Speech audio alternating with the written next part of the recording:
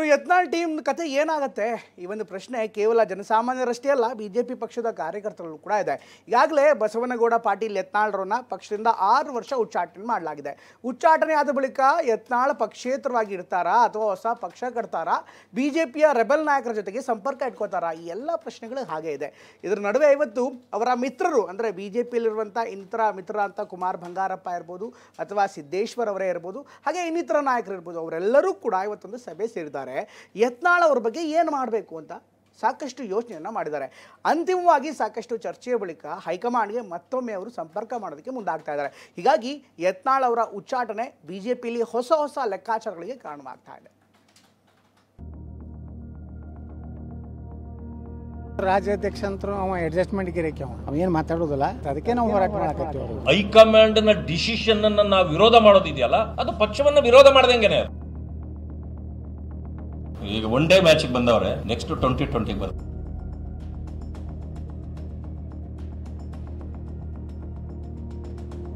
ಅನೇಕ ಕಾರ್ಯಕರ್ತ ಬಂಧುಗಳಿಗೆ ನಮ್ಮೆಲ್ಲರಿಗೂ ಕೂಡ ಬಹಳಷ್ಟು ನೋವನ್ನ ತಂದಿದೆ. ಆದ್ರೆ ಪಾರ್ಟಿ ವಿರುದ್ಧ ಅಂತೂ ಮಾತಾಡಬಾರ್ದು.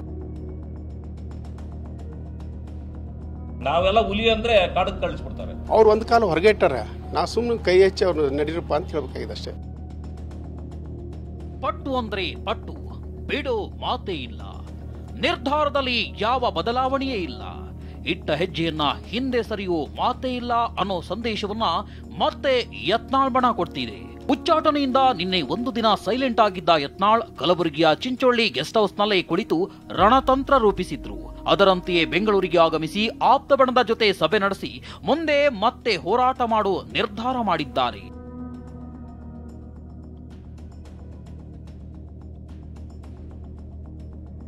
ಯತ್ನಾಳ್ ನೇತೃತ್ವದಲ್ಲಿ ರೆಬಲ್ಸ್ ಟೀಮ್ ಸಭೆ, ಮಹತ್ವದ ನಿರ್ಧಾರ. ರಾಜ್ಯಾಧ್ಯಕ್ಷರ ಬದಲಾವಣೆ, ಹೋರಾಟ ಮುಂದುವರಿಕೆಗೆ ಹೆಜ್ಜೆ. ಬೆಂಗಳೂರಿನಲ್ಲಿ ಜಿಎಂ ಸಿದ್ದೇಶ್ವರ ನಿವಾಸದಲ್ಲಿ ನಡೆದ ಮೀಟಿಂಗ್. ಯತ್ನಾಳ್ಗೆ 6 ವರ್ಷ ಉಚ್ಚಾಟನೆ ಶಿಕ್ಷೆ ಆಗಿರೋದು ಸ್ವಪಕ್ಷದಲ್ಲೇ ಪರ ವಿರೋಧ ಚರ್ಚೆ ನಡೀತಿದೆ. ಮತ್ತೊಂದು ಕಡೆ ಯತ್ನಾಳ್ ಮುಂದಿನ ರಾಜಕೀಯ ಭವಿಷ್ಯವು ಮುಖ್ಯ ಆಗಿದೆ. ಹೀಗಾಗಿ ಇಂದು ಬೆಂಗಳೂರಿನಲ್ಲಿ ರೆಬಲ್ಸ್ ಟೀಮ್ ಸಭೆ ಸೇರ್ತು. ಯುಬಿ ಸಿಟಿಯಲ್ಲಿರೋ ಮಾಜಿ ಸಂಸದ ಜಿಎಂ ಸಿದ್ದೇಶ್ವರ್ ನಿವಾಸದಲ್ಲಿ ಯತ್ನಾಳ್ ಟೀಮ್ ಸಭೆ ಮಾಡಿದೆ. ಸಭೆಯಲ್ಲಿ ಕುಮಾರ್ ಬಂಗಾರಪ್ಪ, ರಮೇಶ್ ಜಾರಕಿಹೊಳಿ, ಬಿಪಿ ಹರೀಶ್, ಪ್ರತಾಪ್ ಸಿಂಹ ಭಾಗಿಯಾದರು. ಸಭೆಯಲ್ಲಿ ಮುಂದಿನ ಹೋರಾಟದ ಬಗ್ಗೆಯೂ ನಿರ್ಧಾರ ಮಾಡಲಾಗಿದೆ. ಬಿಜೆಪಿ ತೊರೆಯೋದು, ಹೊಸ ಪಕ್ಷ ಕಟ್ಟೋ ಉದ್ದೇಶ ನಮ್ಮ ಮುಂದಿಲ್ಲ ಅಂತ ಮಾಜಿ ಸಚಿವ ಕುಮಾರ್ ಬಂಗಾರಪ್ಪ ಹೇಳಿದ್ರು. ಯತ್ನಾಳ್ ಉಚ್ಚಾಟನೆಯನ್ನ ನಾವು ಚಾಲೆಂಜ್ ಮಾಡೋದಿಲ್ಲ ಅಂದ್ರು. ನಾವು ಯಾವುದೇ ಕಾರಣಕ್ಕೂ ಕೂಡ ಬಿಜೆಪಿ ಪಕ್ಷವನ್ನ ತೊರಿತಕ್ಕಂಥ ಅಥವಾ ಹೊಸ ಪಕ್ಷಗಳನ್ನ ಮಾಡ್ತಕ್ಕಂಥ, ಹೊಸ ಯೋಚನೆಗಳನ್ನ ಮಾಡ್ತಕ್ಕಂಥ ಯಾವ ಉದ್ದೇಶಗಳು ಕೂಡ ಇಲ್ಲ. ಆ ಥರ ಯೋಚನೆಗಳನ್ನು ಕೂಡ ಮಾಡಿಲ್ಲ. ಪಕ್ಷವನ್ನ ಪೂರ್ಣ ಪ್ರಮಾಣದಲ್ಲಿ ಸಂಘಟನೆ ಮಾಡಬೇಕು, ಆ ಪ್ರಮಾಣದಲ್ಲೇ ಮುಂದೆ ಹೋಗಬೇಕು. ಮುಂದಿನ 2028ರ ಅವಧಿನಲ್ಲಿ ಪೂರ್ಣ ಪ್ರಮಾಣದ ನಮ್ಮ ಬಿಜೆಪಿ ಪಕ್ಷವನ್ನು ಗೆಲ್ಸ್ಕೊಂಬರ್ತಕ್ಕಂಥ ನಿಟ್ಟಿನಲ್ಲಿ ನಾವೆಲ್ಲರೂ ಸಂಘಟನೆ ಮಾಡಬೇಕಾಗಿರ್ತಕ್ಕಂಥ ವಿಚಾರದಲ್ಲೂ ಕೂಡ ನಾವು ಮುಂದುವರಿತಾ ಇದ್ದೀವಿ. ಅನೇಕ ಕಾರ್ಯಕರ್ತ ಬಂಧುಗಳಿಗೆ ನಮ್ಮೆಲ್ಲರಿಗೂ ಕೂಡ ಭಾಳಷ್ಟು ನೋವನ್ನು ತಂದಿದೆ. ಹಾಗಂತ ಹೇಳಿಬಿಟ್ಟು ವರಿಷ್ಠರು ತಗೊಂಡಿರ್ತಕ್ಕಂಥ ನಿರ್ಧಾರವನ್ನು ನಾವು ಯಾರೂ ಕೂಡ ಚಾಲೆಂಜ್ ಮಾಡೋದಾಗಲಿ ಅಥವಾ ಅದಕ್ಕೆ ವಿರುದ್ಧವಾಗಿ ಮಾಡ್ತಕ್ಕಂಥದ್ದು ಆಗಬಾರ್ದು ಮತ್ತು ಆಗಿಲ್ಲ ಅನ್ನೋದು ನಮ್ಮ ಕಡೆಯಿಂದ ಪೂರ್ಣವಾಗಿರ್ತಕ್ಕಂಥ ಮಾಹಿತಿ. ಹಾಗಾದ್ರೆ ರೆಬಲ್ಸ್ ಟೀಮ್ ಸಭೆಯಲ್ಲಿ ತೆಗೆದುಕೊಂಡ ನಿರ್ಧಾರ ಏನು? ಈ ಬಗ್ಗೆ ಇನ್ಸೈಡ್ ಮಾಹಿತಿಯನ್ನೇ ಹೇಳ್ತೀವಿ ನೋಡಿ. ಯತ್ನಾಳ್ ಉಚ್ಚಾಟನೆ ಕುರಿತಂತೆ ವರಿಷ್ಠರಿಗೆ ಮನವಿ ಮಾಡೋಕೆ ನಿರ್ಧಾರ ಮಾಡಲಾಗಿದೆ. ಯತ್ನಾಳ್ ಬಣದ ಎಲ್ಲರೂ ವೈಯಕ್ತಿಕವಾಗಿ ಮನವಿ ಮಾಡೋ ಚರ್ಚೆ ನಡೆಸಲಾಗಿದೆ. ಒಟ್ಟಾರೆ ಹೈಕಮಾಂಡ್ ನಾಯಕರ ಮುಂದೆ ಹೋಗಿ ಮನವಿ ಮಾಡೋಕೆ ನಿರ್ಧಾರ ಮಾಡಲಾಗಿದೆ. ಉಚ್ಚಾಟನೆ ನಿರ್ಧಾರ ಮರುಪರಿಶೀಲಿಸುವಂತೆ ಮನವಿ ಮಾಡಬೇಕಿದೆ. ರಾಜ್ಯಾಧ್ಯಕ್ಷರ ಬದಲಾವಣೆ ವಿಚಾರವಾಗಿ ಹೋರಾಟ ಮುಂದುವರಿಸುವ ಬಗ್ಗೆ ಮಾಜಿ ಸಂಸದ ಜಿಎಂ ಸಿದ್ದೇಶ್ವರ ನಿವಾಸದಲ್ಲಿ ನಡೆದ ಸಭೆಯಲ್ಲಿ ಚರ್ಚೆ ಮಾಡಲಾಗಿದೆ. ರೆಬಲ್ ಸಭೆ ಕುರಿತು ಪ್ರತಿಕ್ರಿಯಿಸಿರೋ ವಿಪಕ್ಷ ನಾಯಕ ಆರ್ ಅಶೋಕ್, ಏನಾದ್ರೂ ಮಾಡ್ಕೊಳ್ಳಿ, ಪಕ್ಷದ ವಿರುದ್ಧ ಮಾತನಾಡಬೇಡಿ ಎಂದಿದ್ದಾರೆ. ಅಲ್ಲ, ಕೊಡ್ಲಿ, ರಿವ್ಯೂ ಮಾಡು ಅಂತ ಕೇಳಕ್ಕೆ ಕಾರ್ಯಕರ್ತರಿಗೆ ಮತ್ತು ಮುಖಂಡರಿಗೆ ಅಧಿಕಾರ ಇದೆ, ಅದು ಕೊಡ್ಬೋದು. ಆದರೆ ಪಾರ್ಟಿ ವಿರುದ್ಧ ಅಂತೂ ಮಾತಾಡಬಾರ್ದು. ಬಿಜೆಪಿಯಲ್ಲಿ ಹುಲಿ ಅಂದ್ರೆ ಕಾಡಿಗೆ ಕಳಿಸಿ ಬಿಡ್ತಾರೆ ಅಂತ ಪರಿಷತ್ ವಿರೋಧ ಪಕ್ಷದ ನಾಯಕ ಛಲವಾದಿ ಕಿಡಿಕಾರಿದ್ರು. ಅವರ ಪರ ಎಷ್ಟು ದಿನ ಇರ್ತಾರೆ ಅನ್ನೋ ಮೂಲಕ ರೆಬಲ್ಸ್ ಟೀಮ್ಗೆ ಎಚ್ಚರಿಕೆ ಕೊಟ್ರು.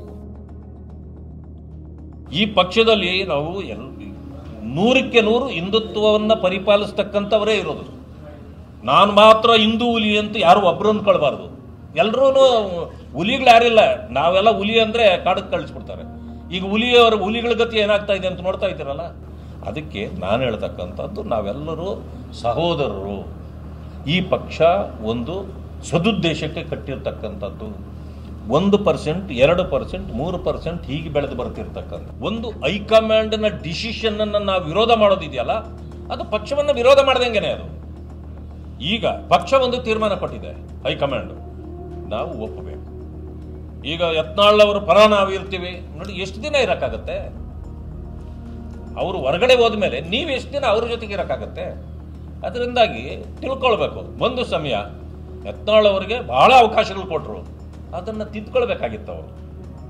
ನಾನು ಹೇಳೋದು, ಅವರು ಹೈಕಮಾಂಡು 2 ಸಾರಿ 3 ಸಾರಿ ನೋಟಿಸ್ ಕೊಟ್ಟಿದ್ದಾರೆ. ಸರಿಯಾದ ಉತ್ತರ ಕೊಟ್ಟು ಆಯಿತು, ಇನ್ಮೇಲೆ ನಾನು ಮಾತಾಡೋಕೆ ಹೋಗೋದಿಲ್ಲ, ಪಕ್ಷದ ಇತಿಮಿತಿಯಲ್ಲಿ ನಾನು ಕೆಲಸ ಮಾಡ್ಕೊಂಡು ಮುಗ್ದೇ ಹೋಗಿತ್ತಲ್ಲ. ಅಷ್ಟವ್ರು ಹೇಳಿದ್ದಿದ್ರೆ ನಾವೆಲ್ಲರೂ ಅವ್ರಿಗೆ ಸಪೋರ್ಟ್ ಇದ್ವಿ.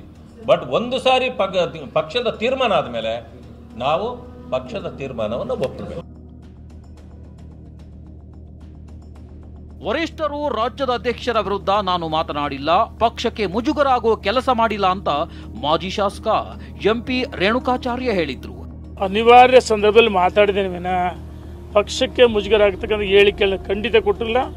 ರಾಷ್ಟ್ರೀಯ ನಾಯಕರು ನೇಮಕ ಮಾಡಿದ ಅಧ್ಯಕ್ಷರ ಬಗ್ಗೆ ಟೀಕೆ ಮಾಡಿದಾಗ ಅನಿವಾರ್ಯವಾಗಿ ನಾನು ಕಾರ್ಯಕರ್ತರ ಮುಖಂಡರ ಅಪೇಕ್ಷೆ ನಾನು ಮಾತಾಡಿದ್ದೀನಿ. ಇದು ಬಿಟ್ಟರೆ ಪಕ್ಷ ವಿರುದ್ಧ ಯಾವತ್ತೂ ಹೇಳಿಕೊಡಲ್ಲ. ಇನ್ನು ಪದೇ ಪದೇ ಕಾಂಗ್ರೆಸ್ ನಾಯಕರ ಜೊತೆ ಪ್ರತ್ಯಕ್ಷ ಆಗ್ತಿರೋ ಶಾಸಕರಾದ ಎಸ್.ಟಿ. ಸೋಮಶೇಖರ್, ಹೆಬ್ಬಾರ್ ವಿರುದ್ಧ ಕ್ರಮದ ಬಗ್ಗೆ ಛಲವಾದಿ ನಾರಾಯಣಸ್ವಾಮಿ ಸುಳಿವೊಂದು ಕೊಟ್ಟಿದ್ದಾರೆ. ಇಬ್ಬರು ಕೂಡ ಈಗಲೂ ಕೂಡ ಪಕ್ಷದ ವಿರುದ್ಧವಾಗಿ ಮಾತಾಡ್ತಾ ಇದ್ದಾರೆ. ನೋಟಿಸ್ ಕೂಡ ಎಷ್ಟೋ ತಲೆ ಕೆಡಿಸ್ಬೇಕಾಗ್ತಾ ಇಲ್ಲ. ಅವರು ಉಚ್ಚಾಟನೆ ಆಗ್ತಾರೆ ಅಥವಾ ಅವ್ರಿಗೆ ಏನಾದ್ರು ತಿಳ್ಕೊಳ್ಳೋಕೆ ಸಾಧ್ಯತೆ ಇದೆಯಾ ಸರ್? ಈಗ ನೆಕ್ಸ್ಟ್ ವೀಕೆಟ್ ಅವ್ರವೇ. ಅಲ್ಲ, ಯಾಕೆ ಹೈಕಮಾಂಡ್ ಯಾಕೆ ಟೆಸ್ಟ್ ಆಡ್ತಾ ಇದೆ ಅಂತ 2020 ಎಲ್ಲರೂ ನೀವು ಟೆಸ್ಟ್ ಅಲ್ಲಿ ಈಗ ಟೆಸ್ಟ್ ಬಿಟ್ಟು ಈಗ ಒನ್ ಡೇ ಮ್ಯಾಚ್ ಬಂದವ್ರೆ. ನೆಕ್ಸ್ಟ್ 2020 ಬರ್ತಾರೆ. ವಿಜಯಪುರ ಬಿಜೆಪಿಯಲ್ಲಿ ಮುಂದುವರಿದ ರಾಜೀನಾಮೆ ಪರ್ವ. ಬರೋಬ್ಬರಿ 174 ಪದಾಧಿಕಾರಿಗಳಿಂದ ರಾಜೀನಾಮೆ ಸಲ್ಲಿಕೆ. ಯತ್ನಾಳ್ ಉಚ್ಚಾಟನೆ ಬೆನ್ನಲ್ಲೇ ವಿಜಯಪುರ ಬಿಜೆಪಿಯಲ್ಲಿ ರಾಜೀನಾಮೆ ಪರ್ವ ಮುಂದುವರಿದಿದೆ. ಪದಾಧಿಕಾರಿಗಳು, ಬೆಂಬಲಿಗರು ತಮ್ಮ ಸ್ಥಾನಕ್ಕೆ ರಾಜೀನಾಮೆ ಕೊಡ್ತಿದ್ದಾರೆ. ಬರೋಬ್ಬರಿ 174 ಪದಾಧಿಕಾರಿಗಳು ರಾಜೀನಾಮೆ ಕೊಟ್ಟಿದ್ದಾರೆ ಎನ್ನಲಾಗಿದೆ.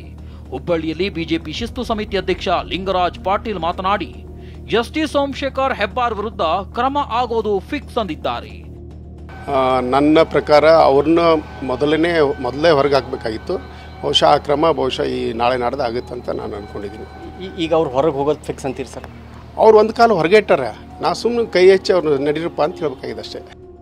ಅದೇನೇ ಹೇಳಿ, ಇದೀಗ ಉಚ್ಚಾಟನೆ ಬಳಿಕವೂ ಯತ್ನಾಳ್ ಟೀಮ್ ಮತ್ತೆ ಆಕ್ಟಿವ್ ಆಗಿದೆ. ಉಚ್ಚಾಟನೆ ನಿರ್ಧಾರವನ್ನ ಮರುಪರಿಶೀಲಿಸುವಂತೆ ಹೈಕಮಾಂಡ್ ಮಟ್ಟದಲ್ಲಿ ಸಮರ ಸಾರೋಕೆ ನಿರ್ಧಾರ ಮಾಡಲಾಗಿದೆ. ಒಗ್ಗಟ್ಟಿನ ಹೋರಾಟಕ್ಕೆ ನಿರ್ಧಾರ ಮಾಡಲಾಗಿದೆ. Bureau report, TV9.